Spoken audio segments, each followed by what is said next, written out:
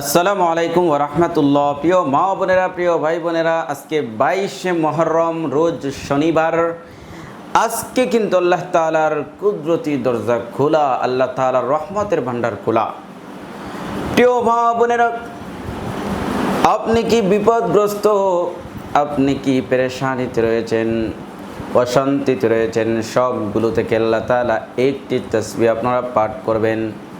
সেই আমলটা আমি আপনাদের সামনে বলে দিব ইনশাআল্লাহ।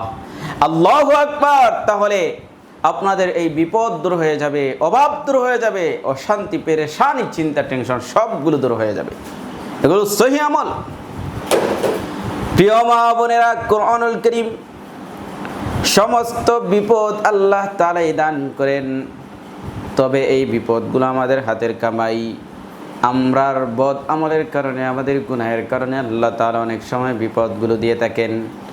যদি আপনি বিপদগ্রস্ত হয়ে থাকেন, আজকের ভিডিওটি শেষ পর্যন্ত দেখুন। আজকে শেষ পর্যন্ত দেখুন এবং এই আমলটা শিখে নিন। এই আমলটা করতে হলে আপনার ওযু লাগবে না। আপনি যে কোনো অবস্থায়, দাঁড়ানো অবস্থায়, শোয়া অবস্থায়, বাজারে, গাড়িতে, ঘাটে ঘাটে, যে জায়গায়, যে কোনো পরিস্থিতিতে সেই আমলটা আপনি করতে পারবেন ইনশাআল্লাহ।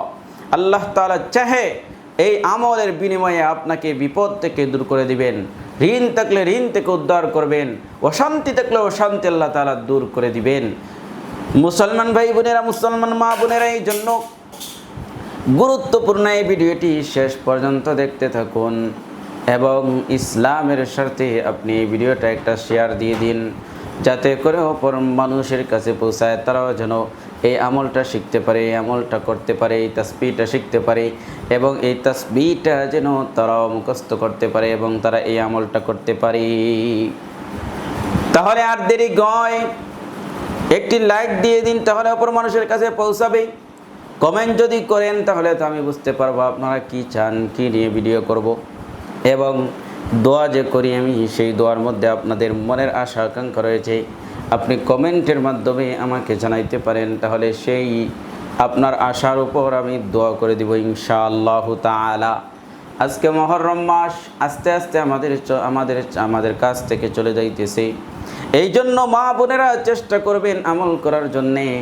এই তাসবিহটা আমি আপনাদেরকে বলে দিব ইনশাআল্লাহ। যত বড়ই বিপদ আসুক না কেন, যত বড়ই বিপদ হোক না কেন, এই তাসবিহের আমলের বিনিময়ে আল্লাহ তাআলা আমাকে আপনাকে বিপদমুক্ত করে দিবেন। আল্লাহু আকবার। এই জন্য প্রিয় মা বোনেরা, প্রিয় ভাই বোনেরা, এই মুহররম মাসে আমি আর আপনি কি আমল করতে পারি? আমার আপনার ঘরকে শান্তিময় করার জন্যে হাদিস শরীফের মধ্যে, আবু দাউদ শরীফের মধ্যে এসেছে, তিন ধরনের ব্যক্তি আল্লাহ তাআলার জিম্মায় থাকে, আল্লাহ তাআলার দায়িত্বে থাকে। সেই সমস্ত ব্যক্তিগুলোর উপর কোনো ধরনের বিপদ আসে না, কোনো ধরনের সমস্যা আসে না, কোনো ধরনের টেনশন আসে না। সেই তিন প্রকারের ব্যক্তি যদি তিনটা কাজ করে, তিনটা আমল করে, তাহলে সেই তিন প্রকারের মানুষগুলো নিরাপদে থাকে, আল্লাহ তাআলার জিম্মায় থাকে। এক নাম্বার হলো, যেই ব্যক্তি আল্লাহর রাস্তায় জিহাদ করার জন্য বের হয়েছে, যে ব্যক্তি আল্লাহ তাআলার রাস্তায় জিহাদ করার জন্য বের হয়ে গিয়েছে, সেই ব্যক্তি আল্লাহ তাআলার জিম্মায় থাকে, আল্লাহ তাআলার দায়িত্বে থাকে। সেই ব্যক্তি জিহাদ থেকে আসার আগ পর্যন্ত আল্লাহ তাআলার জিম্মায় থাকে, দায়িত্বে থাকে। সেই ব্যক্তিটা যদি শেষ পর্যন্ত জিহাদ থেকে জীবিত অবস্থায় আসে, তাহলে গনিমত এবং সওয়াব নিয়ে ফিরে আসবে। আর যদি সেই ব্যক্তিটা ইন্তেকাল করে জিহাদ করতে করতে, তাহলে সেই ব্যক্তি শাহাদাতের মর্যাদা লাভ করবে। সুবহানাল্লাহ, আল্লাহু আকবার। আর আরেকজন ব্যক্তি হলো, যেই ব্যক্তি মসজিদে নামাজ পড়ার জন্য বের হয়ে গেল, যেই ব্যক্তিটা মসজিদে নামাজ পড়ার জন্য বের হলো, সেই ব্যক্তিটা মসজিদে যাওয়ার আগ পর্যন্ত, মসজিদে গেলে এবং মসজিদ থেকে আবারও বাড়িতে ফিরে আসার আগ পর্যন্ত আল্লাহ তাআলার জিম্মায় থাকে। সেই ব্যক্তিটা মসজিদে যাওয়ার পর যদি সেই ব্যক্তিটা কি করে বন্ধুরা আমার, যদি সেই ব্যক্তিটা বিপদগ্রস্ত হয়, তাহলে আল্লাহ তাআলা কুদরতিভাবে সেই ব্যক্তিকে বিপদ থেকে উদ্ধার করেন। আল্লাহু আকবার।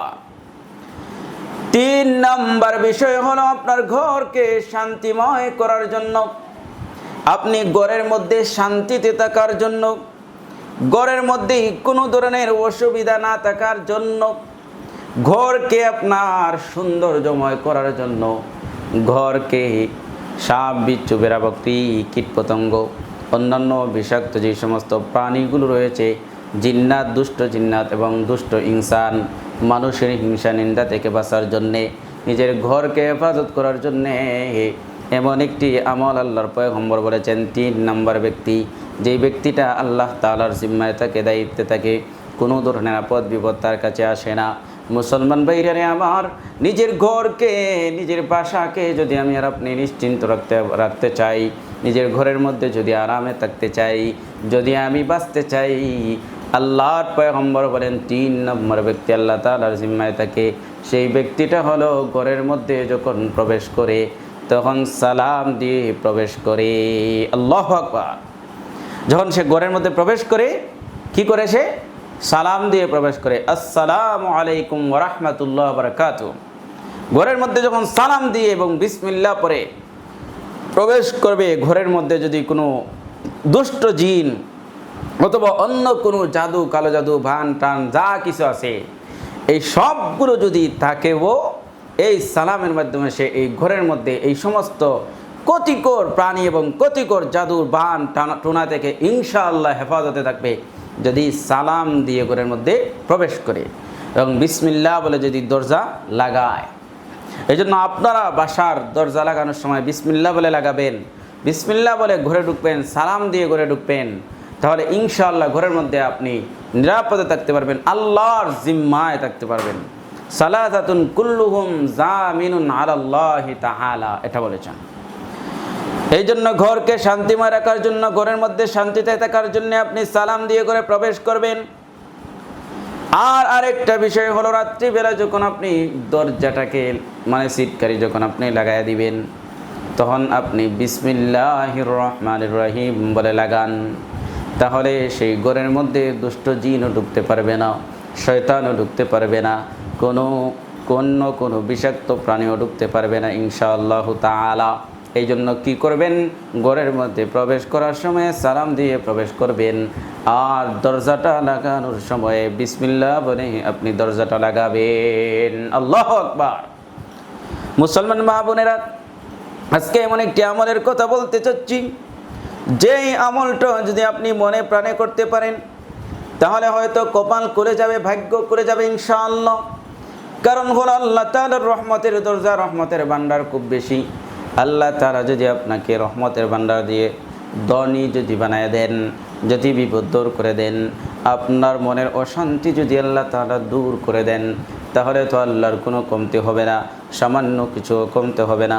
কারণ হাদিস শরীফের মধ্যে, হাদিসে কুদসিতে এসেছে, আল্লাহ রাব্বুল আলামিন বলেছেন, লাউ আন্নাল ইনসা ওয়াল জিন্না সাআলুনি কুল্লুহুম সাআলুনি, যদি আমার বান্দা, সমস্ত মানব এবং দানব মিলে সবাই যদি আমার কাছে চায়, আর যদি আমি প্রত্যেকের চাহিদা পূরণ করি, আল্লাহ তাআলা বলেন, তাহলে আমার কাছে যেই সম্পদ এবং আমার কাছে যেই ভান্ডার রয়েছে, সেই ভান্ডার থেকে কোনো সামান্য কমবে না। একটা সুইকে পানির মধ্যে রাখার পরে সুইটা উঠালে যেই ছোট্ট অনুপরিমাণ যে পানিটা উঠে, সে এর থেকেও আরও বেশি কম, এর থেকেও আরও বেশি কি হবে না, আল্লাহ তাআলার কম হবে না। আল্লাহ তাআলার ভান্ডার এত বেশি, এত বেশি। এই জন্য আল্লাহ তাআলার কাছে বেশি বেশি চাইতে হবে। আল্লাহ তাআলার কাছে মনে প্রাণে মন খুলে আবেগের সাথে আপনি চাইবেন। এই জন্য মুসলমান মা বোনেরা, মুসলমান ভাই বোনেরা, এই ভিডিওটি শেষ পর্যন্ত দেখুন। শেষে আপনাদেরকে নিয়ে আমি দোয়া করব ইনশাআল্লাহ। এই মুহূর্তে আমি গুরুত্বপূর্ণ কথাগুলো বলতেছি, যে আমলের কথা বলেছিলাম, আপনি যদি বিপদগ্রস্ত হয়ে থাকেন তাহলে সেই আমলটা করবেন, সেই তাসবিহটা পড়বেন বেশি বেশি, সকাল সন্ধ্যা আপনি পড়বেন, ঘুমানোর সময় পড়বেন, নামাজের পরে এই তাসবিহটা বেশি বেশি পড়বেন। সেটা হচ্ছে হাসবুনাল্লাহু ওয়া নি'মাল ওয়াকিল, হাসবুনাল্লাহু ওয়া নি'মাল ওয়াকিল, হাসবুনাল্লাহু ওয়া নি'মাল ওয়াকিল। হাসবুনাল্লাহু ওয়া নি'মাল ওয়াকিল পড়লে বিপদ থেকে আল্লাহ তাআলা রেহাই দান করেন।